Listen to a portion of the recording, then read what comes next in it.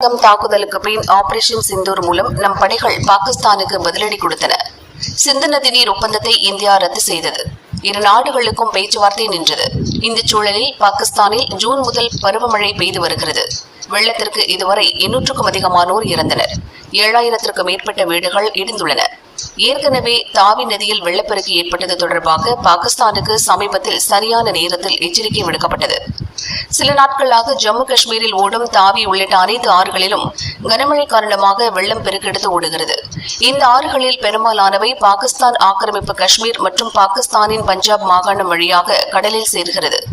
மனிதாபிமான நடவடிக்கையாக மத்திய அரசு பாகிஸ்தானில் உள்ள இந்திய தூதரகம் மூலம் பாகிஸ்தான் அதிகாரிகளுக்கு வெள்ள அபாய எச்சரிக்கை விடுத்தனர். பாகிஸ்தானின் பஞ்சாப் மாகாணம், பகவல்பூர், கசூர் ஆகிய பகுதிகளிலிருந்து 1 லட்சத்திற்கும் மேற்பட்டோரை அந்நாட்டின் பேரிடர் மீட்பு படையினர் பாதுகாப்பான இடங்களுக்கு மாற்றினர். பாகிஸ்தானின் பஞ்சாப் மாகாணம் நரோவால்